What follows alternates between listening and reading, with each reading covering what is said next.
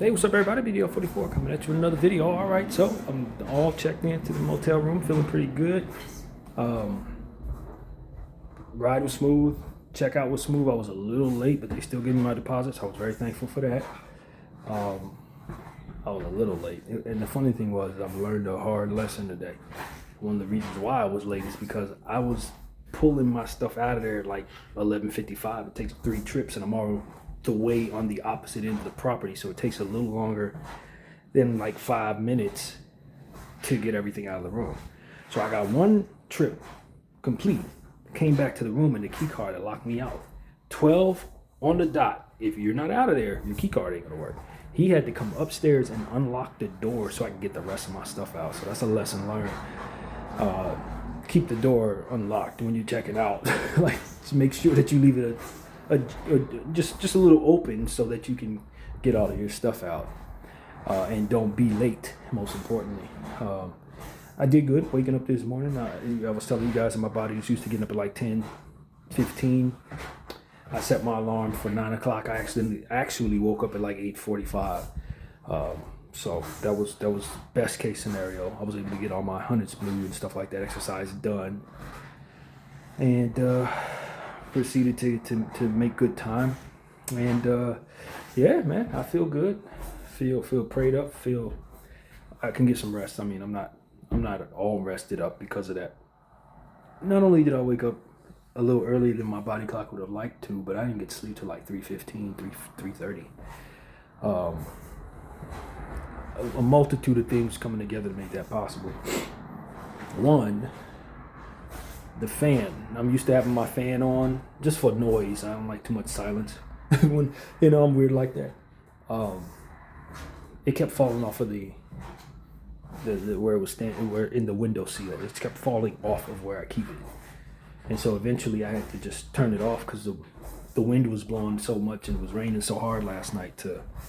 It just was not reasonable to keep it up there, and because of it, the silence was keeping me up for a little bit of time. Just trying to get used to that. Another thing was after I finally got to a point where I was ready to knock out at like 2:30, some young dude was on the phone with his homeboy outside my window, and where my room was situated, it's at the top of a stairwell in the back of the property. So everybody likes to sit there, smoke, talk on the phone and stuff like that. It's the worst possible place for a person like me, because I'm a bit of an introvert and I don't like people outside of my quarters. I'm very territorial in that way. So that was a 3-week period that wasn't so good. And last night was probably one of the worst nights for it. He was having all types of conversations. I could hear them all because my fan wasn't on to blur out the noise. So it was like he's literally next to my bed having this conversation at like 3 in the damn morning. So that he walked away after like 30 minutes. Prior to that, why it took me so long to get to sleep is because I found some more music. I decided to go down the AI rabbit hole with like soul music, but comedy soul music. None of it serious. They're all types of satire, but they're using like soulful sounds and those hard singing 1960s sound where the men scream hard and have these like super full voices that just don't exist in 2026. I went down that rabbit hole and found a bunch of music I'd like to use. So I'm gonna do an all AI soul comedy playlist.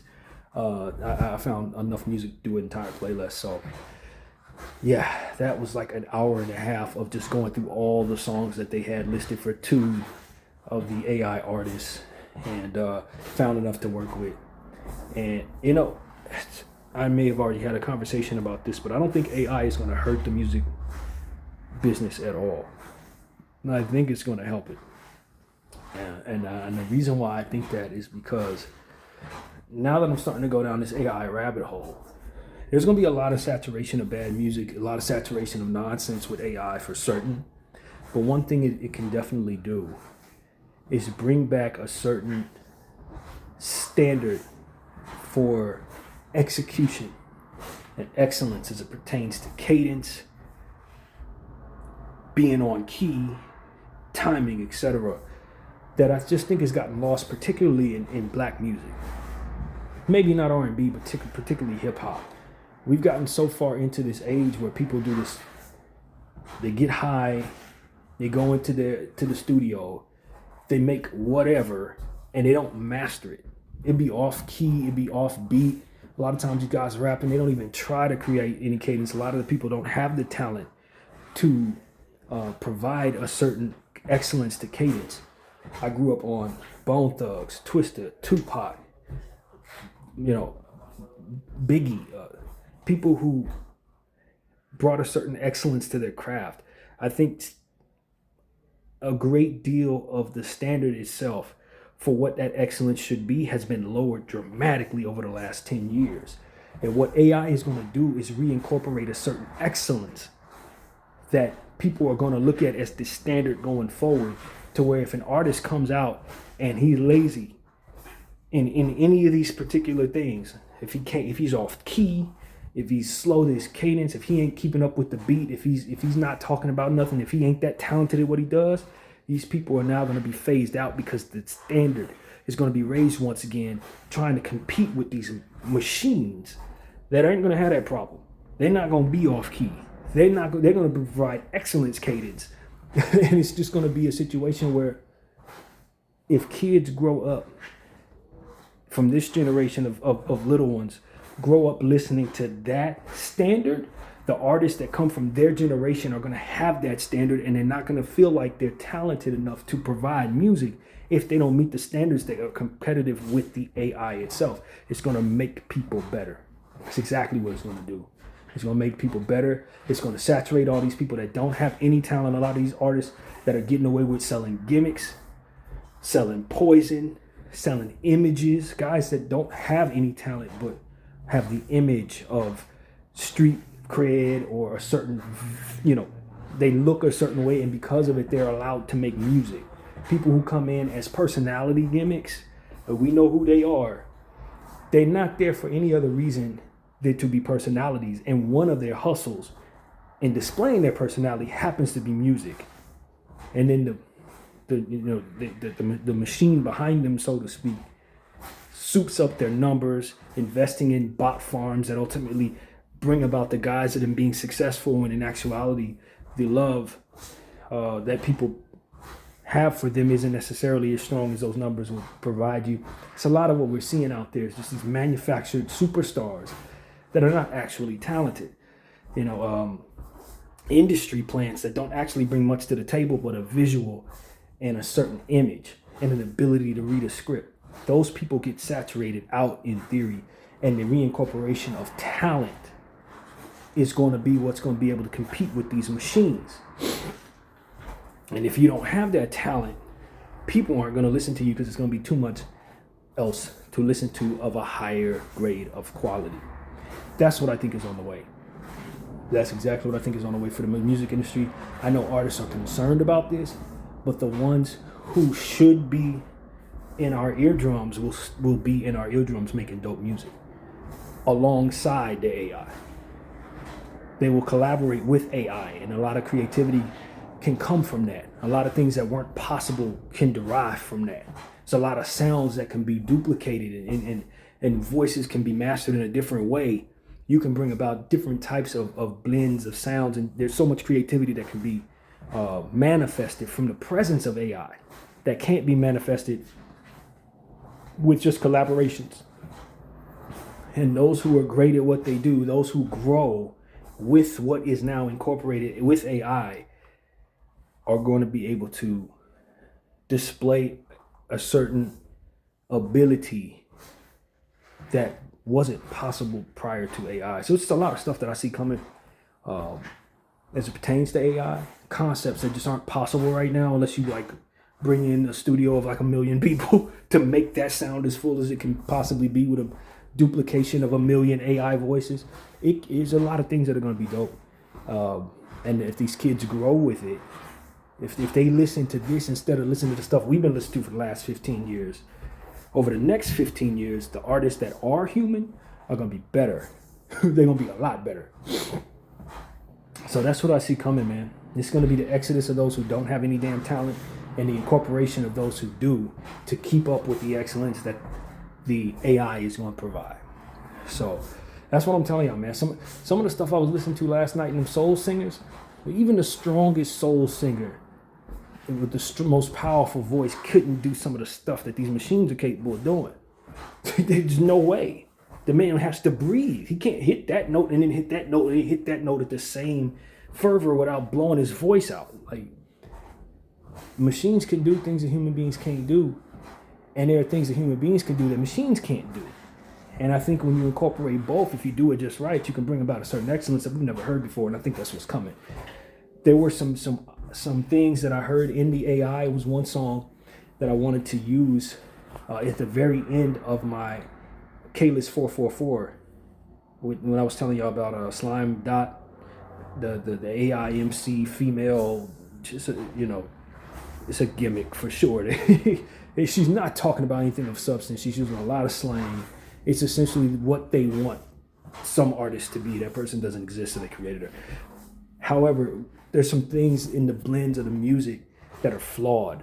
The machine couldn't blend properly. It needs a human being to come in and help the sound blend properly, to align things properly so that the song actually makes sense. Because the machine can do but so much, and then it becomes a problem where it just doesn't blend correctly, or it's trying to blend certain things that don't actually go. And a human ear is going to be able to make sense of all of that and remove certain things and put in certain things that can make it sound like an actual song, as to where a machine can't tell the difference. So there's still going to be a place for the human being, especially in mixing and mastering when it comes to machine and AI, because there are certain things that a machine is just not going to understand. Human feel is going to still have value in this game. So yeah, man, I just want to let people know what I'm finding here, man. I'm extremely impressed. Some of the songs are like incredible, man. Incredible. One of them soul songs, dude's talking about who all's gonna be here. Like, before I come to the party, make sure I know who's there, who all gonna be here, man. The riff that soul singer was singing, powerful stuff, man. You're like, my God, this really sounds like the greatest singer of all time from the 60s or the 50s. But it means, like, give you chills, the type of runs that machine was doing, deriving from all these great soul singers, because that's all it does. It snatches cadences, sounds from existing songs and incorporates them into new songs, into new platforms. It'll take a little bit from everybody. Something that somebody else said, something that someone else said, all put it together, blend songs, raps that you've already heard before, slangs, everything that it's taken from its understanding and knowledge of studying all of its data, and it just incorporates new songs. And so it's really incredible what these machines are able to do. And this is just the beginning of AI. For those who think AI is a problem, in some ways it definitely is. But when it comes to music and the creativity that can be, the possibilities with music, I think it's going to be a hell of a tool in the future. And I think it's going to bring us some of our favorite songs. I really do believe that. Some of the best songs ever made probably will be made by machines. So I just want to prepare people for what I'm finding, man. I know there's a great deal of people who are not ready to move into that direction, particularly a lot of artists and people who, A&R artists, are very afraid about where they stand in this business, and they have a legitimate gripe, because some of them are not going to be able to keep their careers going, not in music.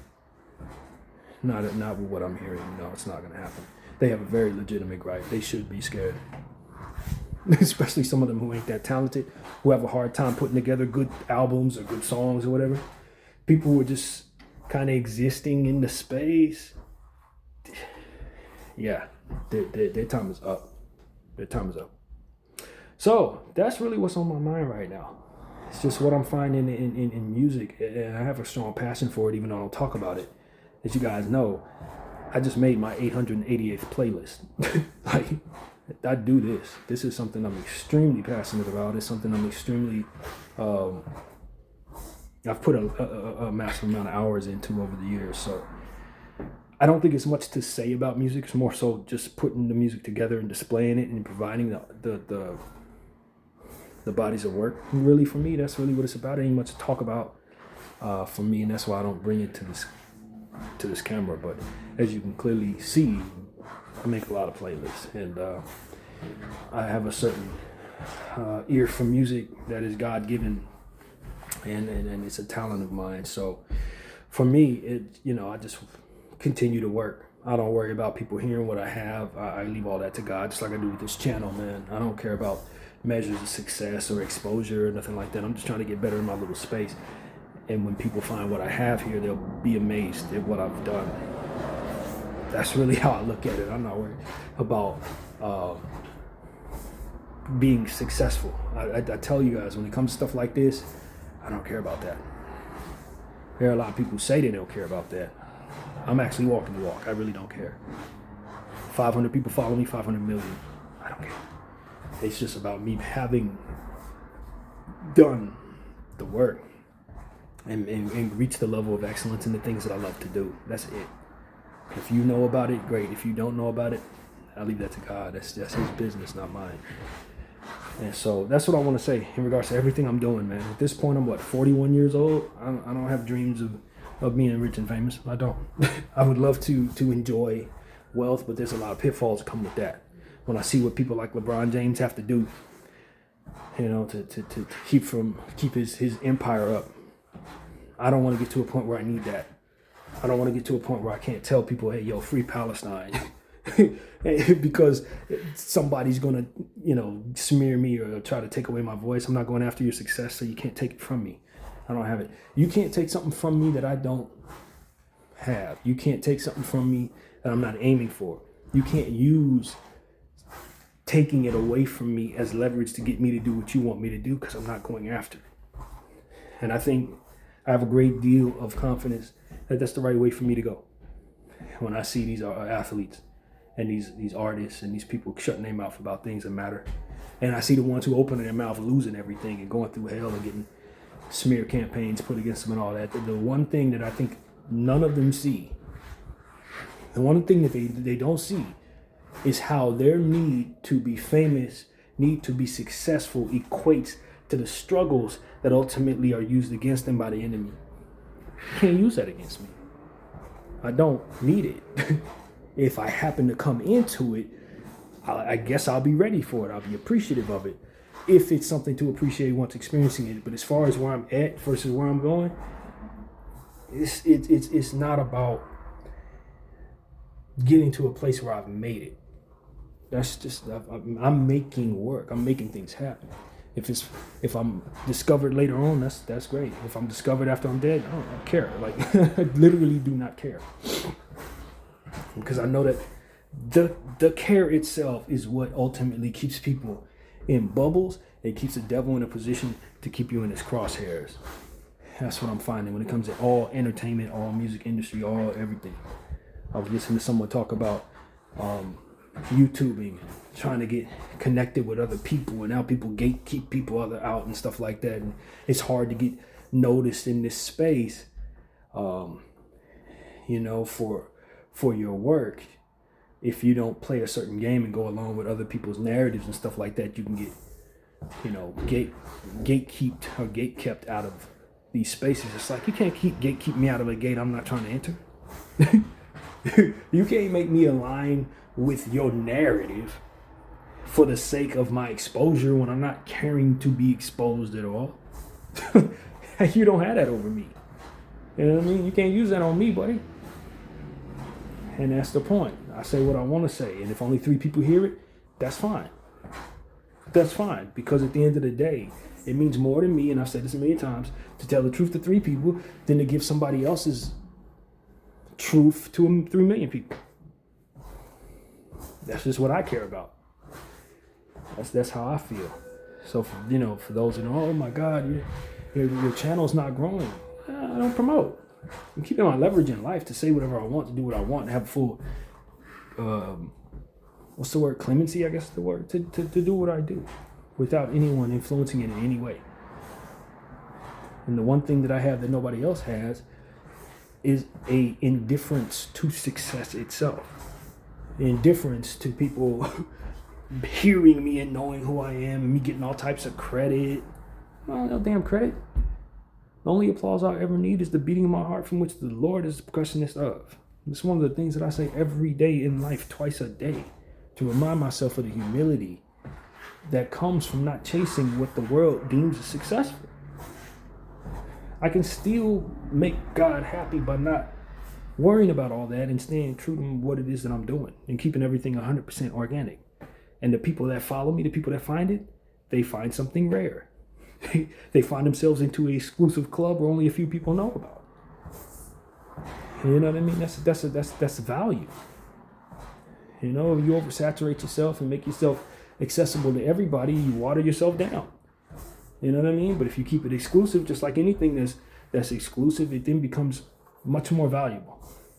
You know what I mean? Much more intimate as well when you connect with the people that appreciate what you do. And so that's how I move. That's how I move. I just create. I ain't get no money. Who cares? I'm used to being broke. Ain't nothing new. The devil don't have it over me. Oh my God, you're gonna go back to the slums. I don't know. I'm already down here. Like there's nothing keeping me from enjoying normalcy, like at all. The devil don't have it over me, man. He can't keep me from saying free Palestine. He can't do nothing to me. He can't take away what I have as a following. I'm not looking for a following. I'm just looking to create. And I will spew out my truth as I see fit. And whoever hears it. Whoever don't. And I think that's leverage more artists need to have. That is a measure of success that we're not told to want. Because we're too busy trying to get massive amounts of people to listen to our lies instead of telling the truth and letting it lie where it lies. If that makes any sense. Let it land where it lands. You know what I mean? And that's what I'm about, man. That's what I'm about. I'm going to continue to be that until the Lord says it's over with. And if I happen to find my wealth on the other side of it, it will be something that the Lord provides me in some measure that I'm not chasing. And whatever sacrifices have to come with that are just, you know, what's necessary. I pray for the strength to endure those sacrifices. And continue to survive just like I've been doing. That's my attitude going forward, man. You know what I'm saying? And I'm going to lay my head down knowing I was honest. Whoever was paying attention to me and knowing that whoever was here wanted to be here because they appreciated who I was to the fullness of what it is I displayed. Not for some gimmick or someone else's collective narrative that helps them all benefit and continues to sell the world whatever it slop ultimately makes it fine with genocide. I'm not rolling. Ain't gonna roll. It's not what I'm here to do. So that's pretty much what I had to say. I know I went on a tangent, but you know, that's where my mind is. At the end of the day, I do a lot of art, some of which I think a lot of people would appreciate, but I will not oblige the devil and his people with a gluttonous for attention that can be used as leverage against the truth coming out of me. I'm not going to do it. I'm watching too many people do that in life, and they're all miserable. And they really are. And it's expensive to live this way and to think this way. But you get what you pay for. There's a great deal of freedom that they're not afforded. Bdf 44, I thank you all for watching.